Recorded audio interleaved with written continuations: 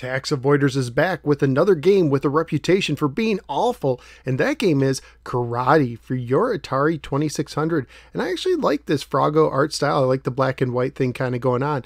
So let's go ahead and take Karate. Let's pop it in my Model 7800 and see how it holds up today. Let's go to the game. Hee-yaw! Karate was originally published by a little company named Ultravision, most likely in 1982. It was later republished by Froggo, carrying a copyright year of 1987, meaning it competed on store shelves with NES games. The Froggo manual opens with the following.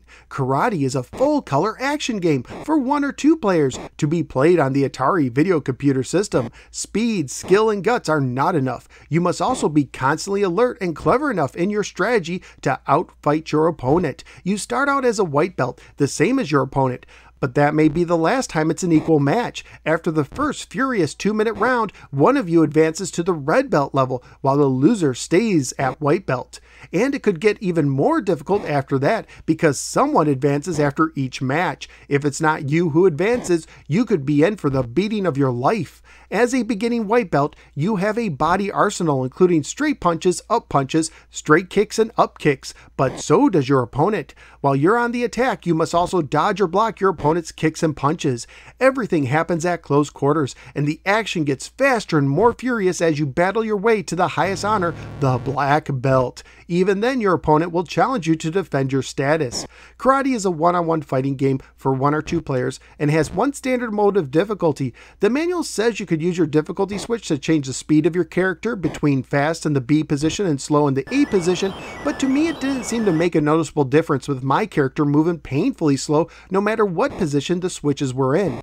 Also, I should point out that the left joystick controls the right player and vice versa. For the controls, you use the joystick to move around and the joystick in combination with the button to attack, with up in the button being used to do an up punch, down in the button used to do a straight punch, right in the button used for a straight kick, and left in the button for an up kick. Holding down the button while using the desired direction will cause your character to continuously throw the same attack over and over again. If one of the fighters get too close to the edge of the mat, the arena's high-tech system will automatically teleport both fighters back to the center.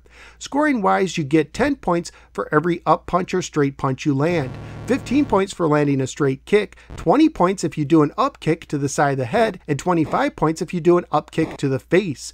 If you knock down your opponent, you get 60 points, and a knockdown happens when you deliver a perfect up kick to your opponent's head. At the end of a 2-minute match, the fighter with the most points will go up a belt. You can also go to the next higher belt according to the manual by scoring 900 points. You start with a white belt, move into red, then green, then yellow, then black. Once someone earns a black belt, if they are able to win the next match while wearing the black belt, they will win the game. Graphically speaking, although many people may mock the game, for an Atari 2600 game, this actually looks pretty good with some incredibly large characters for the system. I also like a couple of the little touches, like how your belt can change color after a match, and how the loser hangs his head in shame after suffering defeat.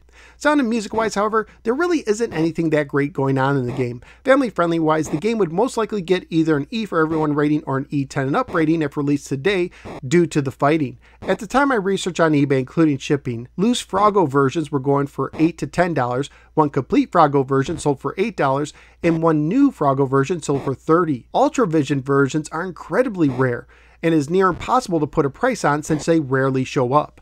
So what do I think of Karate? After giving this game a fair shake, I'm going to have to agree that despite the fact that I actually like the graphics, this is clearly one of the worst games on the system. Not only in the little things like having the left joystick control the right player, but in the crucial area of gameplay. Your fighter is way too sluggish, and landing a hit feels more like luck than skill. And since up kicks are worth the most points and can lead to knockdowns, there really is no incentive to mix it up. I actually found that going to the bottom of the screen and spamming up kicks virtually guarantees a victory, although trying to land a knockdown again felt near impossible to plan and more like luck. But even when I won, it wasn't a fun victory, as playing this game is like throwing 2 handfuls of mashed potatoes at each other and then trying to figure out which clump of mashed potatoes won when both smashed into each other and hit the floor. In other words, the gameplay is a flat out mess. So where am I going to rank Karate? This one is going to challenge for the title of the worst game I've ranked so far on the 2600, and guess what? It's going to win. So out of the 163 games I've now ranked on 2600,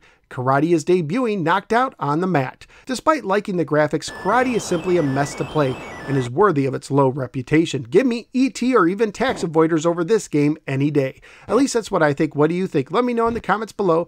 Also, please click like and subscribe. Follow me both on the Facebook and the Twitter. And check out some of my many other videos covering retro video games, toys, mini arcades, plug and plays, and more. At this time, I'd like to thank David F. for supporting the show on Patreon. Thank you, David. You too can help support the show, gain access to exclusive content, and be able to vote on future games I review by signing up at patreon.com/NoSwearGamer. Thank you for giving me a little part of your day, and I look forward to seeing you next time on the next episode of the No Swear Gamer. Take care, and remember, sometimes I play these games so you don't have to. That just goes to show how much I like you, or that I suffered a traumatic head injury in my past.